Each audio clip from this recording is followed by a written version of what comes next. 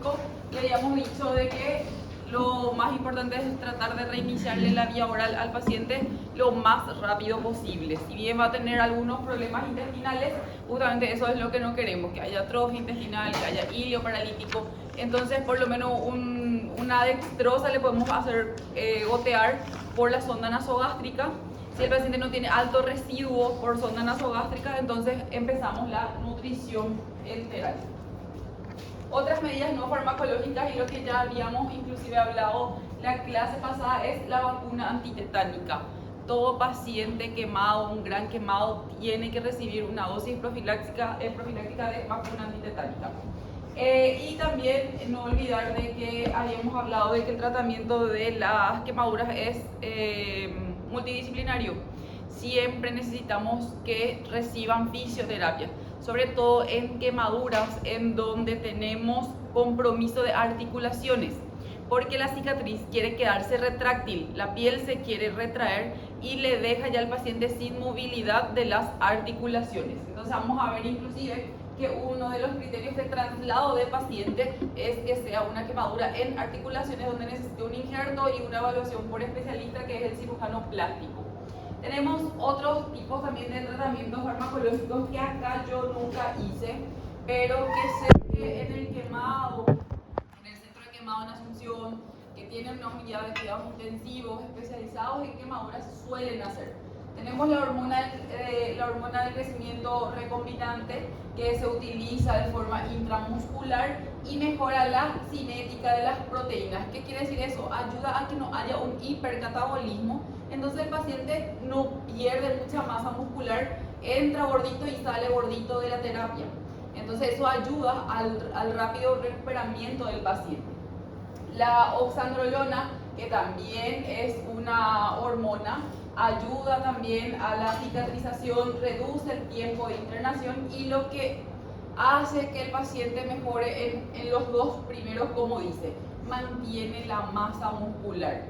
Y el propanolol, nosotros habíamos hablado de que el paciente hace un cambio hemodinámico grande, hace una taquicardia, que no es una taquicardia que nosotros tengamos que revertirle al paciente, pero llega a un punto en que necesitamos que baje la taquicardia para que no haya un aumento del gasto cardíaco, para que el paciente pueda perder menos líquido. Entonces, en ese caso, le damos el propanolol, que tenemos por vía oral, entonces le hacemos por la sonda nasogástrica y reduce la frecuencia cardíaca y con eso también reduce el trabajo cardíaco, reduce el gasto cardíaco que se viene reduciendo, entonces la presión no baja, no tengo alteración a nivel renal y también sigo manteniendo la pérdida de músculo esquelético. Pasando a otros tratamientos ya de lesiones específicas, vamos a hablar de las quemaduras por inhalación. El 80% de las muertes en los incendios no es por la quemadura de la piel, sino que por la aspiración de los desechos del carbón. O sea que el paciente inhala, eso se deposita en los bronquios, en los alveolos, y ya no hay intercambio de oxígeno, dióxido de carbono. Entonces el paciente muere por asfixia. Cuando nosotros estamos con un paciente de incendio por inhalación, necesitamos saber cuánto tiempo el paciente estuvo expuesto, encerrado, que fue lo que, no sé si ustedes eran muy chiquititos o no, no sé si saben, ¿verdad? O quien sea paraguayo, no está acá hoy. El incendio del Licuado Bolaño, ¿sí? El incendio del Licuado Bolaño, ¿cuál fue el error? Cerrar la puerta. Entonces todos los que estaban adentro, las 400 personas que estaban adentro, estuvieron más tiempo encerrados y aspirando los desechos de carbón en el aire. Entonces rápidamente quedaban sin oxígeno a nivel central, se desmayaban y se quemaban, huían del fuego, pero llegaba a un punto que ya no había oxígeno en cerebro, entonces perdían la conciencia y murieron calcinados. Quemaduras faciales, restos carbonizados en boca, faringe o esputo. Entonces tenemos que controlarle al paciente en la fase. ¿Qué vamos a controlar? Si no tiene cabellito que esté quemado, si no tiene cejas quemadas, si no tiene las vibrisas nasales quemadas. En el caso de los hombres, la barba quemada Y si el paciente echa un esputo con restos de carbón, con puntitos negros, o tose, entonces probablemente tengamos una quemadura en vías aéreas y nos vamos otra vez a nuestro tratamiento por ABCDE. Tenemos que hacer el diagnóstico de una lesión broncopulmonar por quemadura y ya dijimos cómo vamos a hacer ese diagnóstico. ¿Por qué método? Por la broncoscopía. Entonces, la broncoscopía tiene que ser rápida antes de que haya edemas de vías respiratorias, inflamación. Hay que ver si hay necrosis de la mucosa y material carbonizado. Si tenemos material carbonizado, ¿qué podemos hacer? Dijimos, para poder ayudar. Lavado bronquioalveolar, ¿sí? Entonces retiramos la mayoría de los restos de carbones que podamos, justamente para que mi paciente no haga una neumonía. Entonces, en pacientes con tratamiento para quemadura por inhalación, primero soporte respiratorio. ¿Qué voy a hacer? Fornecerle al paciente oxígeno. Cuando el paciente ingrese en traumas, no importa que sea accidente, quemadura, caída de altura, proyectil de arma de fuego, arma blanca, fornezcanle al paciente oxígeno por alto flujo. ¿Qué quiere decir eso? Un oxígeno por máscara facial con reservorio, donde le van a dar de 10 litros para arriba. Saturen lo máximo que puedan la poca hemoglobina o la hemoglobina que tiene el paciente, pero que llegue oxígeno a órganos diana, sobre todo a cerebro. Higiene pulmonar intensiva, que es justamente ayudar con la broncoscopía, eliminación de los restos de carbón por broncoscopía. Se puede utilizar nebulizadores, tanto el paciente esté bajo una ventilación por presión positiva, que es la intubación orotraqueal, o si el paciente no está intubado, igual nosotros podemos ayudarle a que cuando hay restos de carbón, sí o sí, la mucosa de la tráquea va a crear un moco para que puedan ser expectorados estos restos de carbón. Entonces, ¿qué nosotros vamos a hacer? Vamos a ayudarle a que ese moco sea lo más fluido posible para que el paciente pueda echar sin ningún problema. ¿Cuáles son medicamentos que ustedes conocen que ayudan a la fluidificación de las secreciones en las vías respiratorias? ¿Ah? N-acetilcisteína. Entre los nebulizadores tenemos también nebulización con suero fisiológico o el suero hipertónico. También se suele hacer con ipratropio. No está indicado el antibiótico profiláctico para cubrir vías respiratorias ni para cubrir piel. Ningún antibiótico está indicado en la quemadura. Entonces, ¿qué tenemos de tratamiento por vía inhalatoria? Tenemos los broncodilatadores, el salbutamol, también se puede hacer heparina nebulizada, no hacemos mucho heparina nebulizada, sí hacemos salbutamol, hipertropio, suero fisiológico de forma nebulizada. La N-acetilcisteína puede ser también nebulizada o también puede ser por vía oral si el paciente lo consume. Solución salina hipertónica, que es lo que acabé de decirles, induce a la tos de forma eficaz. Y la adrenalina también podemos ayudar para disminuir el edema.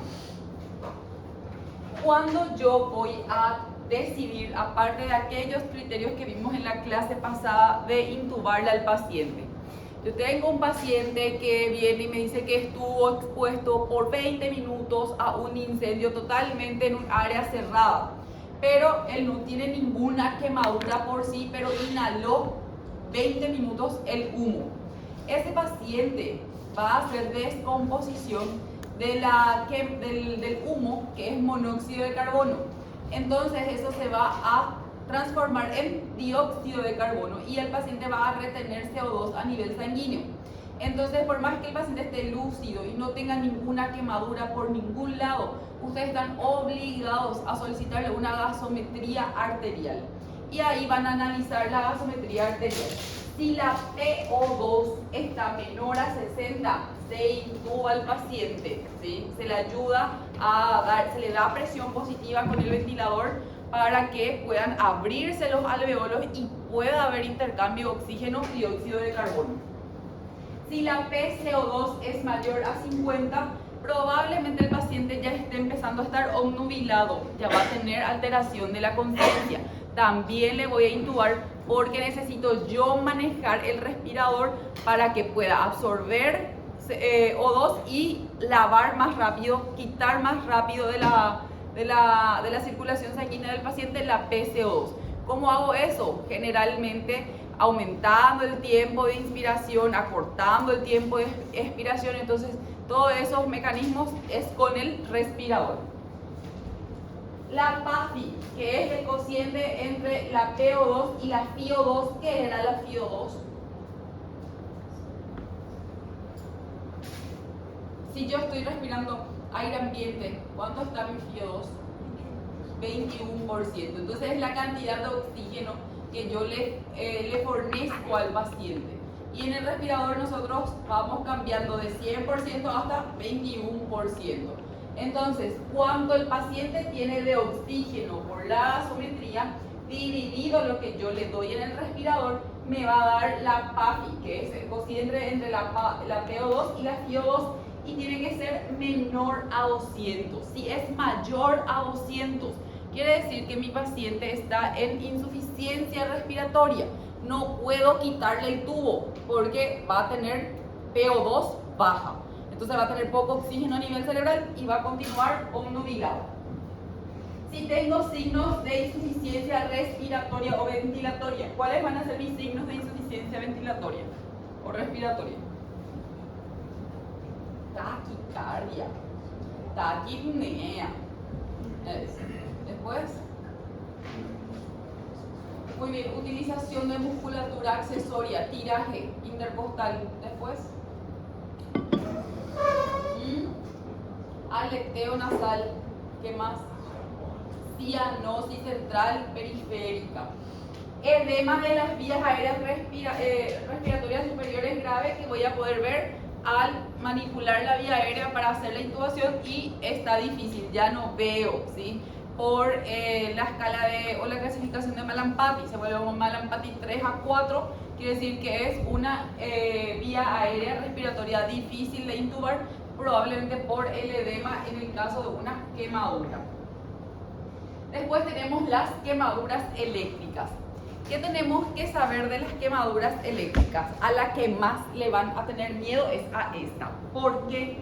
Porque el área, la superficie quemada es poca, es solamente en el lugar en donde tuvo contacto con el paciente. Como ven en la imagen, es un cuarto de la mano, es una zona del pie y nada más. Pero, como les digo, es la más grave porque ella no solamente quema el lugar en donde tuvo el contacto con la piel del paciente, sino que la electricidad circula, como pueden ver en la imagen, desde el punto de entrada hasta el punto de salida, que generalmente es el lado contralateral, y busca un punto de apoyo a tierra para poder salir, que muchas veces, si no encuentra, la energía queda distribuida por todo el cuerpo del paciente, y la energía eléctrica se vuelve también en energía calórica y quema internamente, y nosotros no podemos ver, no podemos hacer la clasificación de superficie corporal quemada en pacientes con quemadura eléctrica. Y lo peor de todo es que en las quemaduras eléctricas nosotros tenemos órganos eléctricos. Entonces, electricidad con electricidad, ¿qué va a pasar? Corto. Va a parar mi paciente en el caso de que no encuentre un punto a tierra. Por eso generalmente los pacientes con electrocución por alta tensión no suelen vivir, porque va a ser un paro cardíaco, y ya si no hay un desfibrilador cerquita que le podamos dar un choquecito otra vez al paciente, generalmente ese corazón no vuelve. Y otro órgano eléctrico que tenemos esparcido por todo el cuerpo, que también va a sufrir con la quemadura, el músculo. Entonces, tenemos que saber dos cosas muy importantes: si es una quemadura por baja tensión o si es una quemadura por alta tensión. Las de baja tensión vamos a buscar solamente lesiones en donde tuvo contacto con la piel del paciente, que es generalmente cuando tocamos el enchufe, nos asusta y soltamos. Y después detenemos las quemaduras por alta tensión o alto voltaje. Ahí sí, ya vamos a buscar lesiones internas. ¿Cómo vamos a buscar si hay lesiones internas en el músculo cardíaco? Eco, electrocardiograma. Si va a haber alteraciones en el ritmo. De vez en cuando me va a aparecer ahí una extrasístole. Después, ¿cómo más puede ser? Si dije que la energía eléctrica se convierte en energía calórica, ¿cómo va a traducirse esos cambios en las células del corazón? ¿Qué va a pasar si llega calor en las células cardíacas? Va a quemar, ¿sí? Muy bien. ¿Y qué va a pasar? Se va a morir la célula. ¿Y cómo se traduce eso? En un infarto. Entonces, ¿qué voy a pedirle al paciente? Troponina. ¿Y después qué más? ¿Qué más se pide en un screening para un infarto? Todavía no di en clínica médica, doctora. Por cultura general de P.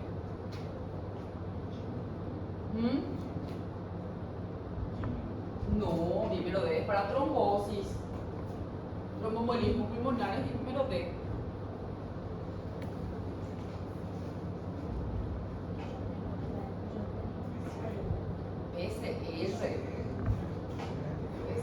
PCR es inflamatorio.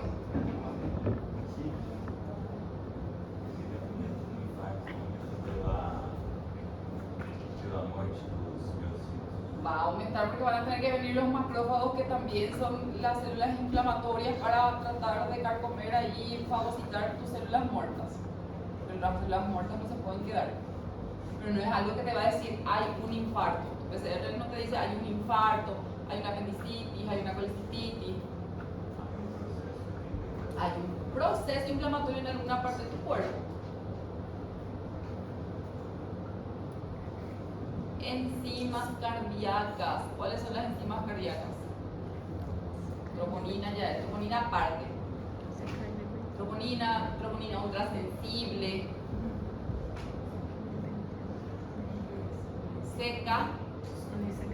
CKMB y CK total, que son enzimas también musculares, ¿sí? Entonces van a pedirle enzimas musculares o enzimas cardíacas. Van a pedirle un electrocardiograma. Entonces, para buscar si no hay un infarto, para buscar si no hay un poco de energía que se quedó acumulado y que de vez en cuando se va a traducir en extrasístoles. ¿Qué quiere decir eso? Que todo paciente con quemadura eléctrica se tiene que quedar internado por varias horas, y nosotros monitorizando su monitor y su ritmo, quiere decir que tiene que tener electrodos el paciente, y estar mirando hasta que haga un pip pip el monitor y nos avise de que hay una extrasístole. Investigar si aparte de la sacudida eléctrica, porque ¿qué es lo que pasa? Le corre al paciente y le tira. Entonces va a ser electrocución más caída de altura, porque ya va a pasar de la altura del paciente. Entonces tenemos que investigar todo lo que venga o los métodos auxiliares que estén también con el trauma. Tratamiento de la herida y el tejido profundo afecto en el lugar donde hubo el contacto. Dijimos que hay quemadura, entonces vamos a tratar cómo hacemos la quemadura de primer grado, la de segundo grado, dependiendo de cómo se comporte la lesión. Administrar líquidos, y acá viene un tratamiento distinto a la reanimación hídrica que vimos, que es de 2 ml kilopeso hora. Acá es 4 ml. Acá tengo que darle mayor cantidad de líquidos. ¿Por qué? ¿Qué pasa si afecta a nivel muscular y hay necrosis muscular?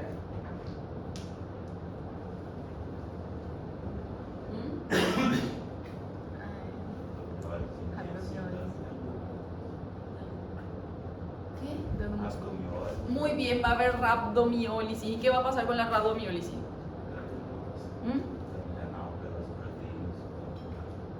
El riñón no va a poder, ¿cómo les voy a decir? Filtrar. Entonces se va a ir todo a la orina y se va a depositar en las células renales. y me va a causar una insuficiencia renal y el riñón va a dejar de filtrar ya toda la sangre, porque la sangre le va a parecer espesa.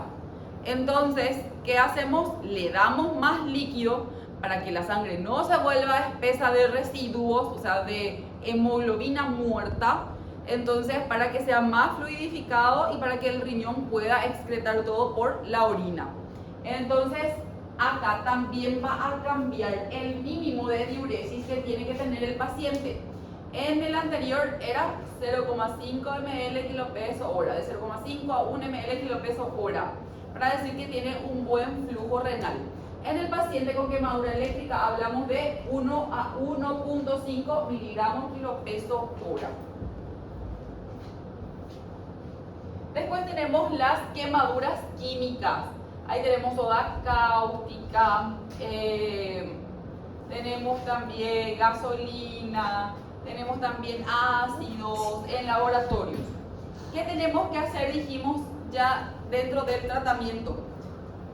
Todo paciente retirar toda la ropa, porque la ropa se pega por la piel, quitamos piel, se pega por la piel y continúa transmitiendo el calor, o sea, continúa quemándose la piel del paciente y pasa a superficies más profundas.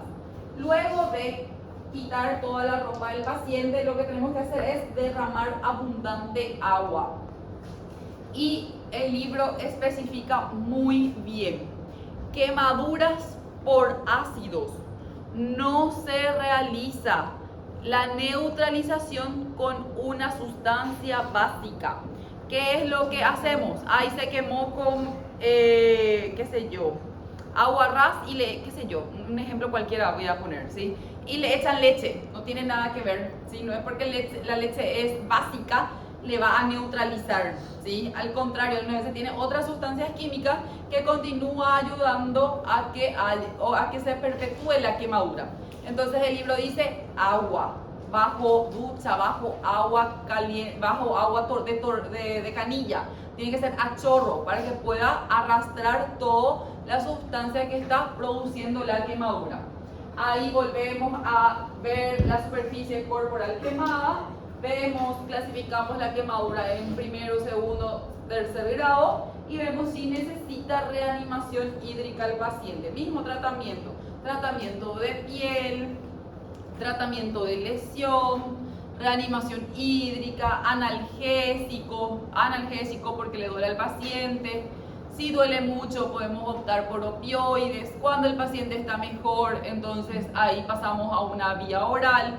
Nunca hacemos tratamiento antibiótico. Estamos en el hospital, le aplicamos su vacuna antitetánica y después evaluamos si el paciente necesita irse a la casa o necesita entrar a quirófano para un debridamiento. Generalmente las quemaduras químicas son quemaduras profundas, entonces no tienen una superficie corporal grande, pero requieren de un tratamiento quirúrgico que es el debridamiento. Entonces, lavar con agua abundante, varios litros, derramar a agua de canilla, hasta que el paciente llegue al hospital. Cuando nosotros hicimos todo este tratamiento, cuando nosotros le estabilizamos al paciente, nosotros tenemos que decidir qué vamos a hacer con el paciente. Y una de las cosas a decidir es si nosotros le vamos a trasladar al paciente a una unidad especializada en quemados. ¿Cuándo voy a trasladar a mi paciente? Cuando tengo una quemadura de espesor parcial que sume más del 10% de la superficie corporal quemada.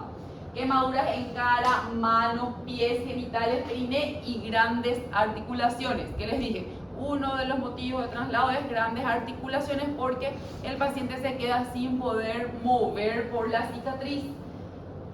Todas las quemaduras de grosor completo, no importa que el paciente se haya quemado la mano y sea solamente 1%, allá ya tengo luego mano, pero por ejemplo que no sea mano, antebrazo, se quemó el antebrazo y esto es solamente ¿cuánto por ciento? 4.5. Entonces no es mucho, no alcanza los 10 para poder trasladar al paciente, pero es completo, es una quemadura de tercer grado se traslada al paciente, ¿sí?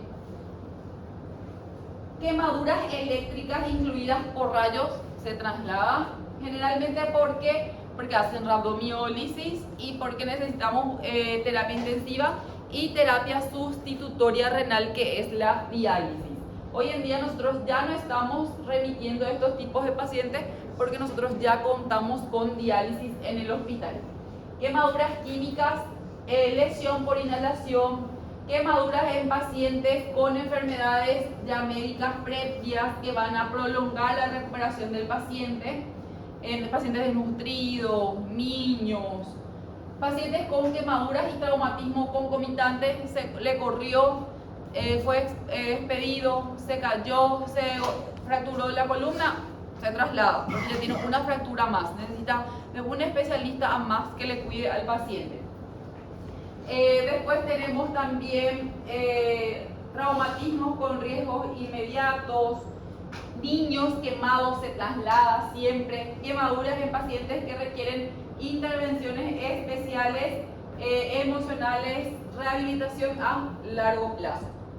Les dije en la clase pasada, hay una página que es la página americana de quemaduras, en donde van a encontrar el tratamiento para todo tipo de quemaduras. Está para mí muy bien sintetizado, dependiendo de cuál es la duda de ustedes. Por ejemplo, quiero un tratamiento solamente de primer grado, y les especifica todo lo que tiene que hacer en una quemadura de primer grado superficial.